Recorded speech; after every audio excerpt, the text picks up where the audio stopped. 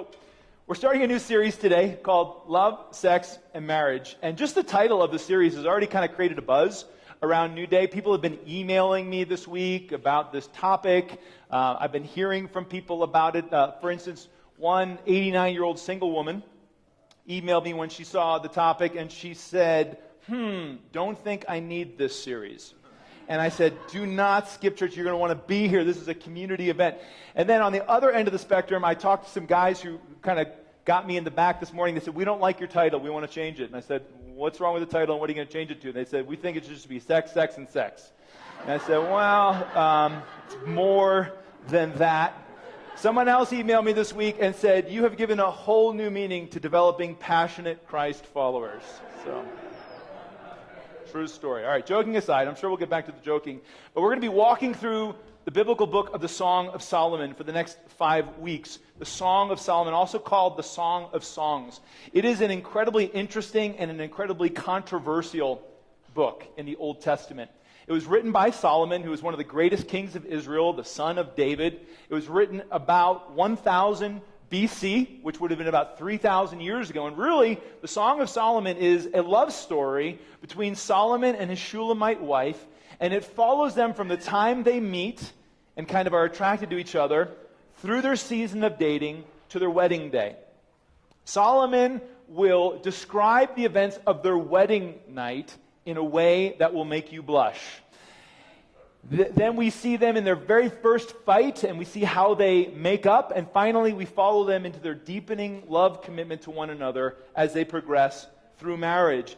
Now, the book has always been somewhat controversial due to the nature of its content. Now, if you've never read the Song of Solomon, you may be surprised to find such sexually graphic content in the Bible. Maybe after you've heard some of it, it will make you read your Bible more. Because you'll think, well, if that's in the Bible, maybe I can find more of that, or maybe the Bible has more to say to my life. I don't know. But the reality is, most people don't believe the Bible has much to say about healthy sexuality.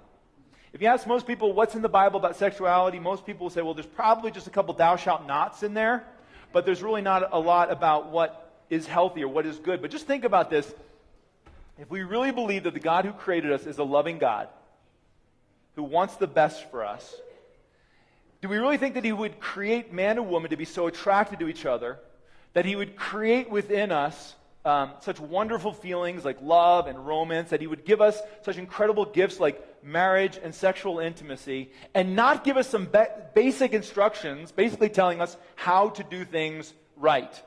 I mean, do we really believe that God would cause a man and a woman to be so attracted to each other and give us the beautiful institution of marriage, and then throw in the middle of that the hand grenade of sex and say, you know what, just experiment a little bit, you'll figure it out?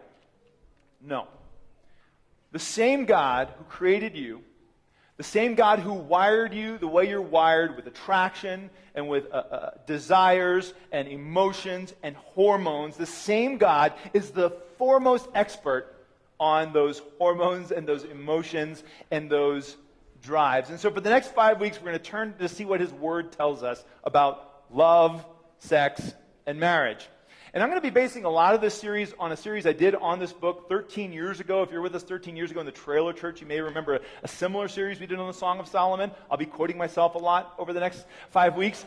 But also, I was able to see what Craig Groeschel did on the topic. I'll be borrowing from him a little bit here and there. But really, I want to give credit to a pastor by the name of Tommy Nelson, who I really think is like just the guru on the Song of Solomon. And I was introduced to his writing and his teaching about 15 years ago, and really opened my eyes and my heart to the beauty of this book and what it's talking about. And so I wouldn't have any of what we're going to be sharing today if it weren't for him, and it has impacted my life. So today we're going to start in chapter 1, and we're going to be talking about attraction. And so kids, if you want to count how many times you hear me say the word attract or attraction, and take that number to the back, attraction, take it to the foyer when we're done. We'll have something for you. But what is it that attracts a man to a woman? And don't answer out loud. What is it that attracts a woman to a man? What is it that attracts you to someone else? Is it simply looks? Or is it more about their personality? Is it some character trait that they have or some ability that they have? Or is attraction all about chemistry? The reality is that I've found is that attraction is something different for everyone. You may have seen that on our Newday Network Facebook page this week. I posted the question to couples, what is it that attracted you to your spouse or to your boyfriend or girlfriend? And we got lots of responses, dozens and dozens of responses. And what's really interesting is that there was no one thing. It's not all about looks. It's not all about character. It's not all about personality. It was a little of something for everyone. For instance, one wife posted this: his magnetic, outgoing personality attracted me. His love for the elderly and children. He seemed like Jesus would have been like on earth as a human, minus his love of the Terminator movies. All right, okay. Sounds like somebody I know. Some said that they were attracted to a character trait. Lots of people talked about a sense of humor or kindness, patience. A lot of people talked about being attracted to confidence, quick wit, drive, passion, heart, these kind of character traits. Some were attracted to ability. One man said how he was attracted to his wife over her ability to cook. Someone else said that she was attracted to her husband over his ability to fix anything. Others kind of pointed to a physical trait, like a smile. A lot of smiles were attracting people. An accent, or their thick blonde surfer hair, or their jaw-dropping good looks. Thank you, honey. Appreciate that. That was nice. One woman even said that she was initially attracted to her husband over his ankles. His ankles. So clearly there's not one thing that attracts everyone to someone else. But here is the thing that we can know. Attraction is real. And attraction is good. And we need to make that clear right up front. Attraction is real, and attraction is good. We're wired for attraction. We shouldn't be ashamed of the fact that we're attracted to certain types of people or certain attributes or certain physical features. Attraction is God ordained. I believe that in the Garden of Eden, before there was sin, that Adam looked at Eve and something stirred within him and he desired her. And the same is true for Eve. She looked at Adam and she had passion for him. Attraction is good. God wired us to be attracted to certain types of people and certain attributes and certain characteristics. But here's where we need to be careful. And I want the single people to really lean in here. We need to know what attracts us. We need to know what attracts us and what type of people attract us, because it's those kind of people and those kind of people with those kind of traits that will probably end up being our spouse. And so we need to not only be aware of what attracts us, but we also need to be careful and cautious regarding what attracts us, because we can be attracted to the wrong things. While attraction is good, we can be attracted to the wrong things. We could be attracted to things that would lead to an unhealthy relationship. I love her temper. It's awesome. Or I love how he spends money without even thinking about it. Right? We could be attracted to the wrong things. We could be attracted to things that can't sustain a relationship for a lifetime. What do you love about her? Oh, I love the way she dresses. Or I love the car that he drives. It's okay, good, but it's not going to be able to sustain a relationship for a lifetime. But the good news is, here's the thing, we can train ourselves to be attracted to the right things, which is why we start in the Song of Solomon, chapter 1, by seeing what attracts this godly couple to one another. So we're just going to jump right in. Song of Solomon, chapter 1, beginning in verse 1. This is how it starts. Solomon's Song of Songs.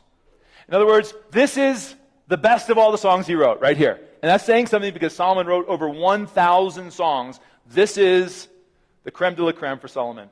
Beloved. Now, we're going to find that there are three voices in the Song of Solomon, or three characters. It kind of plays out like a play on a stage. The beloved is the Shulamite woman, or Solomon's girlfriend who would become his bride. Then we have the lover, who we know of as Solomon. That's Solomon's voice. And then we have the friends, who will occasionally kind of be like the choir that kind of interjects occasionally when it's appropriate, and they'll kind of come in and they'll kind of give an interlude here and there. We're not going to hear from the friends today, but we'll hear from the beloved, the Shulamite woman, and the lover, Solomon. Here's what she says. She gets the first word in Solomon's Song of Songs. Let him kiss me with the kisses of his mouth, For your love is more delightful than wine.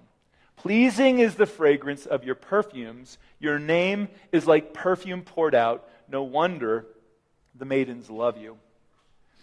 So as we begin this drama, this poem, this song, we kind of get a sense that Solomon and his wife are already married, and they're kind of reminiscing.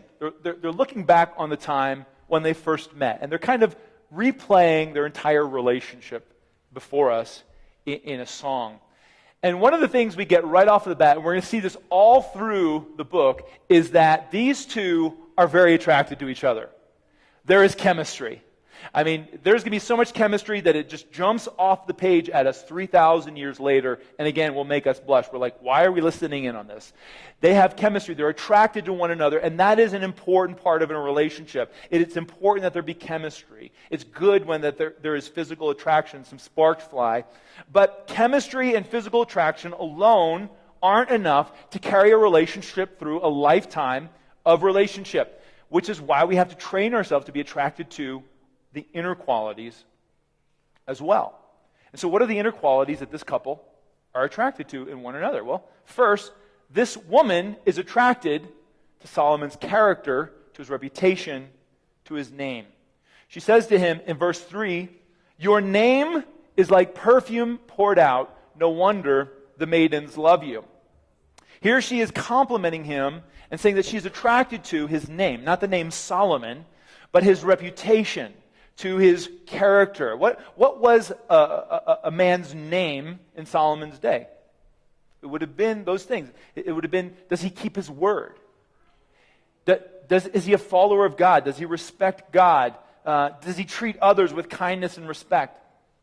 And ladies, this is the first thing that you should train yourself to be attracted to in the opposite sex. When you're looking for a man, you should look for a man who's got a godly character. You should look for a man who's got a good reputation and a good name. What is his reputation? How does he treat people? Does he keep his word? Does he follow God? You know, you may think he's a hunk, but you got to ask yourself, what is he a hunk of? Right? And there's nothing wrong with being good looking, and there's nothing wrong with the long, wavy surfer hair and the deep blue eyes that you can swim in. There's nothing wrong with him having a nice car and dressing nice. But if he doesn't have a godly character, you may fall for him and end up finding yourself in a relationship for life that ends up being worse than your worst nightmare. You may just have a good-looking captor, but it's going to be a nightmare. And so we need to train ourselves to get past the initial physical attraction, which comes so naturally. That physical attraction, we don't have to train ourselves on that. It just happens. But we have to be very intentional about training ourselves to look past the external to the internal character. Is this person, do they have a godly character? Do they have a reputation for caring for others? And again, this takes intentionality, it takes spiritual discernment. So how do we do this? How can we train ourselves to do this? Well, what does this woman say his name is like? She says his name is like perfume poured out. What does that mean? What happens when perfume is poured out? Everybody can smell it, right? And that's the way it is with our character. Everyone can smell it. Now, sometimes when you're kind of lost in the kind of chemistry of everything, you don't see it. But the people around him or her, they see it. And so we need to be very intentional about spending time with those who know them and talking to those who know that person to kind of find out what their character is like. Because character is like perfume being spilled out. Everyone around them who knows them is going to know what they're like. And so you got to ask them questions. What is he like? What is his character like? Is he godly? Does he keep his word? Is he a flake? Does he objectify women? Or does he protect and respect women? The people who know him will know, especially the ladies. Look at what she says. No wonder the maidens love you. This says a lot for Solomon. That he would have a good reputation with the virgins and the maidens in the area. That they would look at him and say, not only is he good looking, but he has good character. Any girl would want to be with him because he has a good reputation. So the very first and most important point of attraction must be godly character. Just think about what Solomon says in another place, in Proverbs chapter 12, verse 4. Solomon puts it like this. He says, a wife of noble character is her husband's crown. Solomon knows this. The wisest guy who ever lived, right? He says, if you're going to marry someone, make sure they have a noble character. Because a disgraceful wife is like what? decay in his bones. He's saying, make sure you are attracted to the right thing. And Solomon would know because he had a couple wives, right? And so he knew the difference between a wife with a noble character and a wife with an ignoble character. And he said, if you just get one, which is what we get, if you just get one, make sure you choose one with a noble character because she will be a blessing to your life. He will be a blessing to your life. But if you get stuck with someone with a bad character, it's going to be like decay in your bones for the rest of your life. So choose wisely. Do your homework. Now, while we see here in the Song of Solomon an example of a couple who did it right. They were attracted to the right things and it worked out well for them. I'd like to share with you an example of a couple who didn't do things right.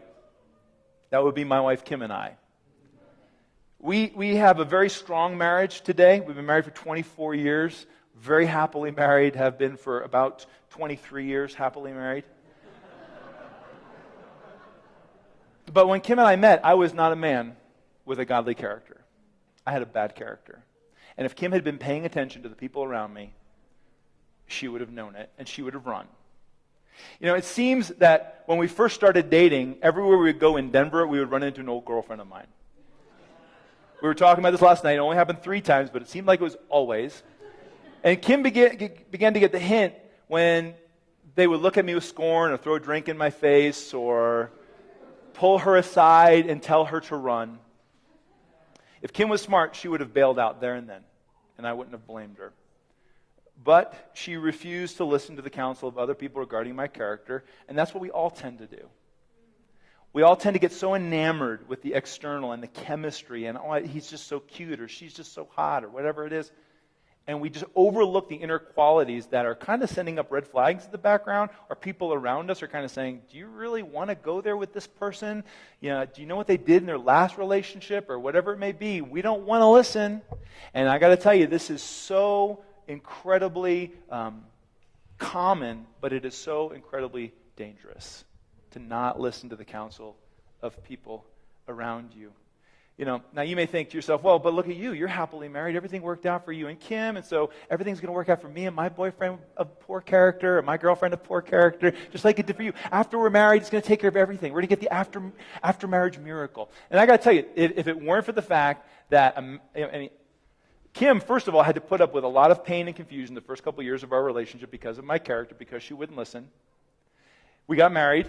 And about a year into our marriage, we had a very rocky, volatile relationship. We were heading for a very quick and painful divorce. And if it wouldn't have been for the fact that Jesus invaded our home and invaded our hearts and made us completely new creations and turned our worlds upside down, we would not be married today. And as we look at our friends from the time who had the same kind of character we did at the time, we see all of them, affairs and divorces. They're not together anymore. They went through a lot of pain because they didn't choose a person of godly character. And so, again, I would say stay away from those who don't have a godly character. Don't count on the after-marriage miracle. Okay, it's possible, but it's incredibly rare. Right? What else is attractive about this couple? Not only do they have godly character, but they also have godly convictions. They have godly convictions. We see, first of all, godly conviction in this woman. She isn't willing to compromise her convictions in order to get Solomon or in order to keep Solomon. Look what she says to him in verse 7 of chapter 1. She says this, "Tell me, you whom I love, where you graze your flock and where you rest your sheep at midday." In other words, I'm not going to be seen in a compromising situation for you. I want to spend time with you, but I'm going to do it while you're at work in the middle of the day so that nobody can kind of question what's going on between us. I want to keep this on the up and up. She goes on to say, why should I be like a veiled woman beside the flocks of your friends? She's asking the question, why should I be like everyone else? Why should I act like everyone else? Why should I have the convictions of everyone else? Why should I be like a veiled woman that follows your friends around? A woman who would be hanging around with the shepherds in a veil would be considered a woman of loose moral standards, probably a prostitute. And so this woman tells Solomon, you know what, I like you, I'm attracted to you, but I'm not even going to have the appearance of a woman of low moral standards to get you or to keep you because I have godly convictions. And so let me just ask the single people, or the married people as well, what are you most attracted to in the opposite sex? Are you more attracted to a person of very loose moral standards or someone with high moral standards and convictions? Are you more attracted to a person who will just give their body away to anybody who asks? Are you more attracted to a person who kind of cherishes their purity and their body as a gift from God? Are you more attracted to someone who dresses skanky and promiscuous? Or are you more attracted to someone who dresses nice but modest? I mean, I think that the reality for most of us is we are attracted to people of high moral character. We are attracted to people who have high standards. And if we're not, then we need to repent, and we need to ask God to change our desires, to make us a new creation from the inside out so that we can be attracted to what is good and what is holy. We need to train ourselves to be attracted to the right things.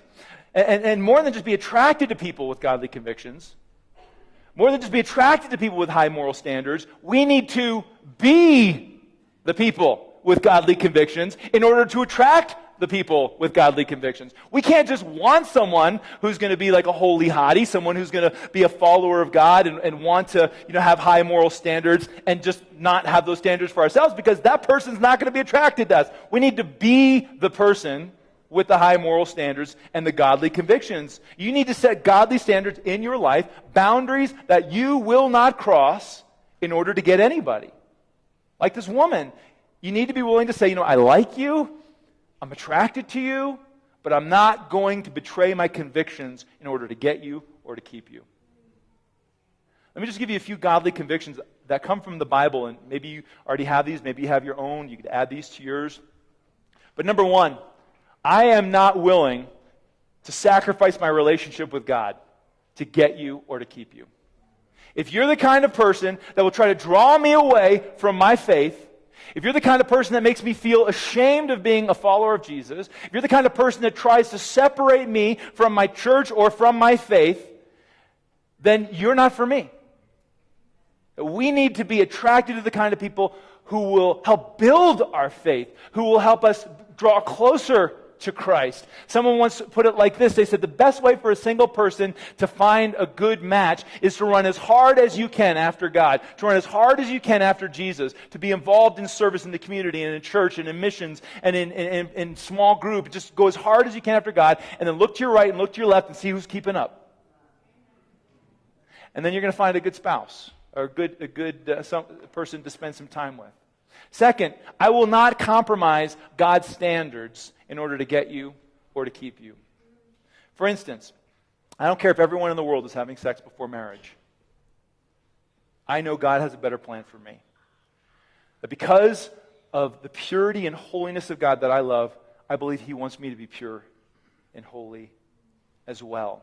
That I'm not going to betray the greatest lover in the universe or compromise the greatest love in the universe for something that's going to lead to pain in my life and is ultimately going to undermine our relationship.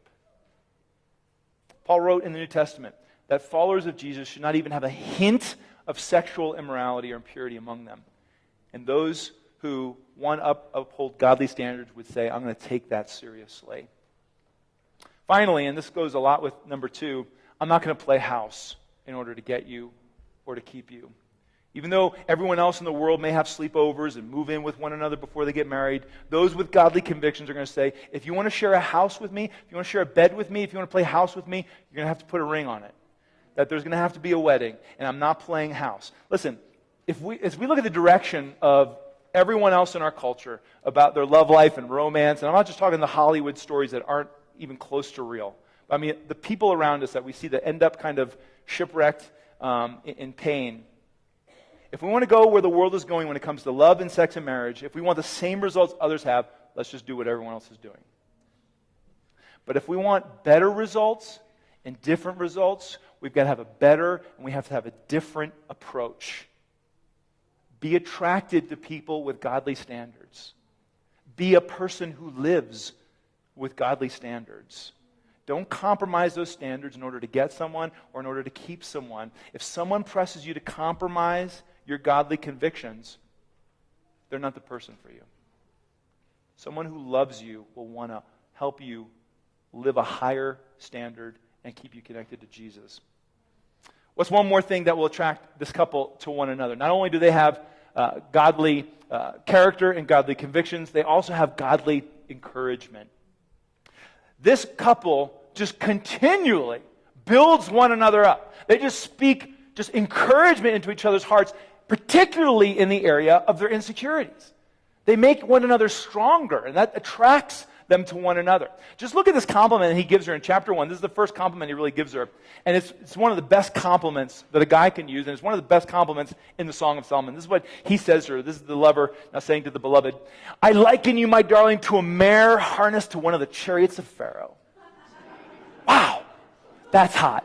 I love that. Baby, you're as beautiful as a horse harnessed to a chariot. Have you guys used that? That's good. That's good. Write that down. All right, so in your Bible, chapter 1, verse 9. No, okay, you're like, what in the world is he saying? What is he thinking? All right, we've got to kind of back up, and we have to do a little homework and see why he's saying what he's saying, because it's really quite touching and sensitive. Because earlier, just a couple of verses earlier, she kind of bears a part of her heart to him, and she's very transparent and vulnerable with him in sharing her insecurities. This is what she says, I believe it's in verse 6. She says, do not stare at me because I am dark, because I am darkened by the sun. My mother's sons were angry with me and made me take care of the vineyards. My own vineyard I have neglected.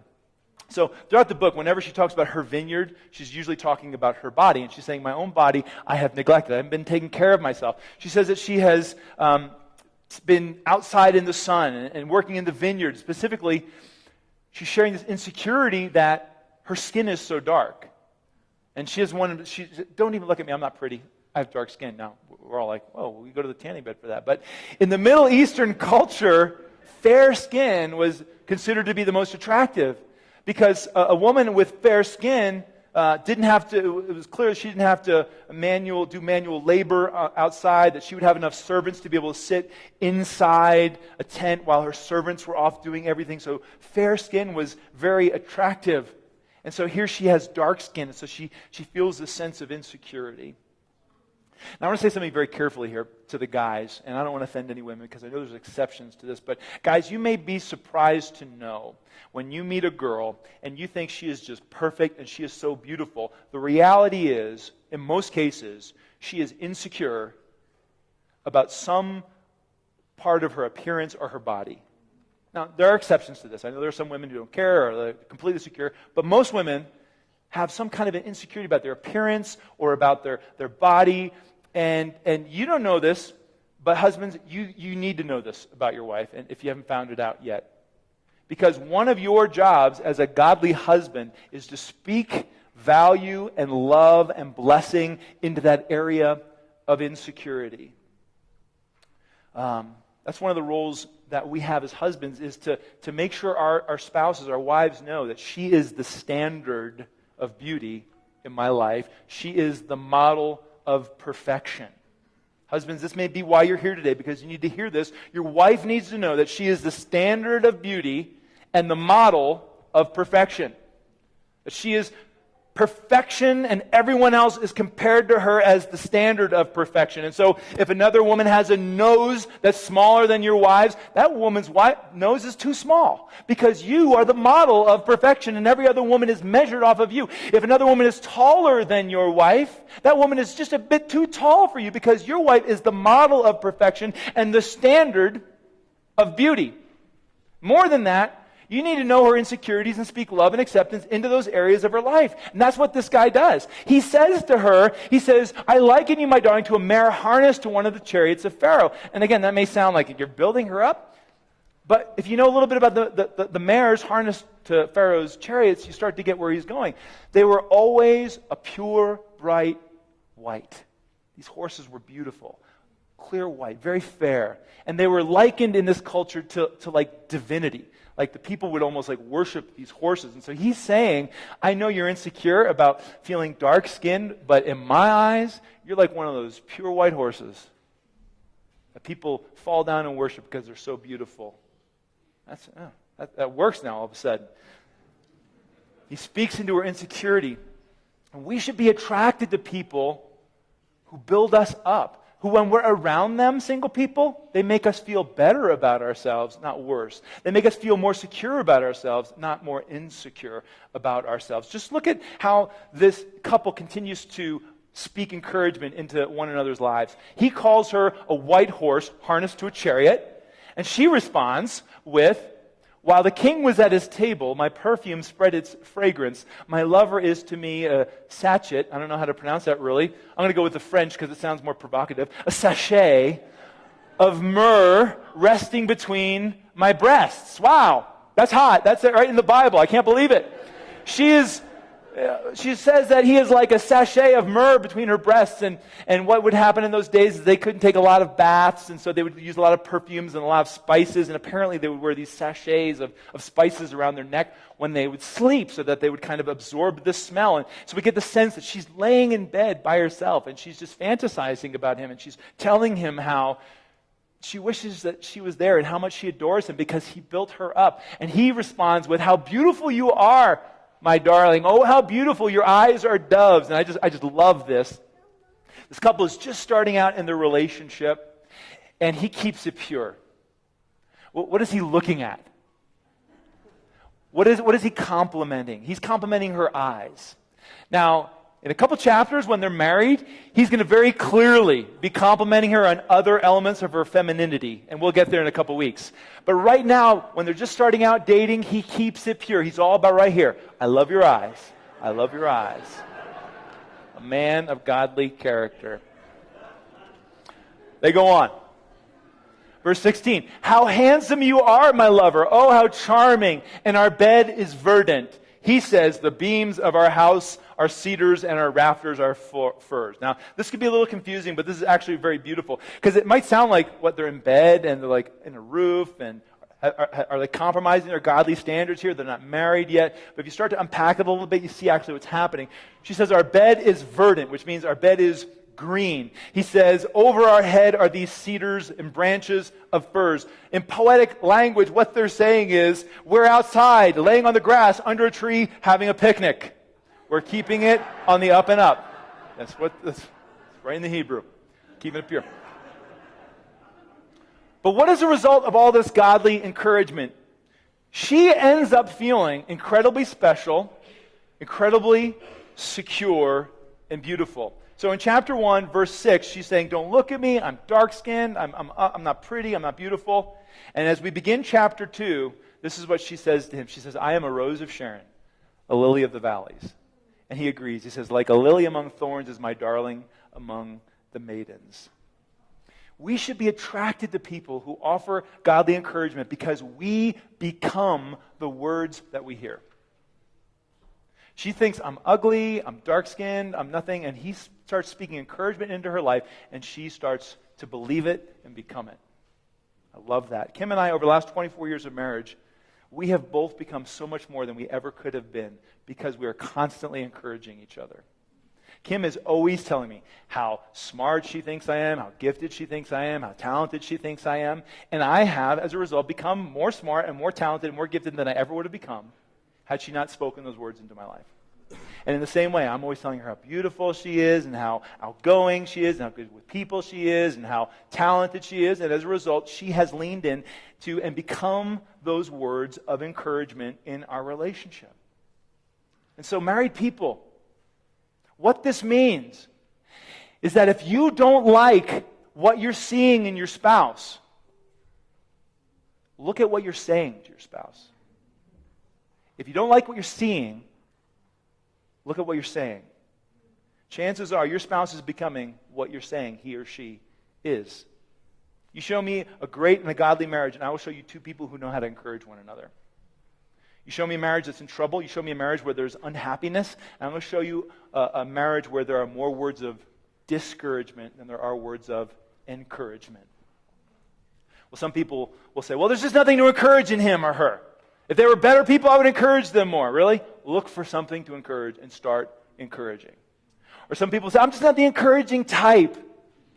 Learn how to encourage. Or others will say, well, I think positive thoughts, I just don't say them. I just don't think to say them. Start saying it. Whenever you think something positive about your spouse, start talking about it. Say it. Say it whenever it comes to your mind. It could be the middle of the night. You remember something they did the day before or something that they were wearing or how they looked. Wake them up. Encourage them in the middle of the night. Nobody will be sorry for being woken up to be encouraged. We need to be just masters of encouragement. I promise it will not only lead to a sense of specialness and security in your spouse like it did for this woman, but it's also going to lead to the next thing that she expresses. And as we pick up the story next week, we're going to see what this woman feels more than anything for this man after the way he encourages her is desire. The way he talks to her, she comes to the point where she says, I want you with everything that I am. I want you spiritually. I want you emotionally. I want you physically because of the way that you have made me feel, the way that you have loved me. And so but we're going to see that they maintain their godly character.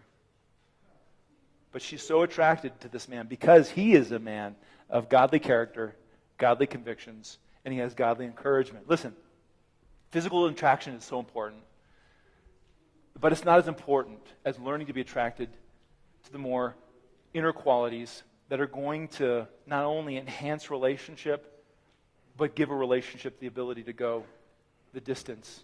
And so if you're single, let me just ask you the question, what are you looking for? What are you attracted to? Can you train yourself to be attracted to the right things? You already know what you're attracted to, but can you train yourself to be attracted to the right things? Let me encourage you to train yourself to look for the internal qualities of a godly reputation, godly conviction, and godly encouragement. And more than that, follow God's plan for your life in being the person with godly character, godly convictions, and being a person of godly convictions. Married people, let me ask you this. What are you attracted to in your spouse? We've all probably, if you've been married more than 6 weeks, you probably realize the things that initially attracted you may not have sustained you this far. Certainly not the external qualities. That you need to start seeing other things in your spouse that are attracting you. So I'm asking you, this week, what are you going to choose to be attracted to in your spouse? What are you going to choose to be attracted to in your spouse? And how will you choose to speak encouragement into those areas of your spouse's heart and life so that they become secure and feel special? How will you build your spouse up? Even in the midst of their insecurities. If you're willing to do that, again, I'm promising you, it's going to come back. It's going to come back to you. It's going to pay dividends. Next week, we're going to move on to dating. If you have single friends, let me encourage you to invite them as we talk about how this couple dates well and what we can learn from that for our dating lives today. If you're married, don't miss it because we're going to see that from this couple, dating is kind of a community affair. We all need to be on the same page. If you're not in a small groups are starting this week. I think most small groups are going to be touching on this topic, at least to some degree. If you don't have a small group, as you leave here today, you'll find flyers on our small groups. We're also going to be putting out our questions either on our Facebook page or via email so that you could just talk about this with your spouse, the person you're dating, kind of go over this content, talk about it with your teenagers or kids, pull a couple families together and discuss this topic as we continue to process through love, sex, and marriage.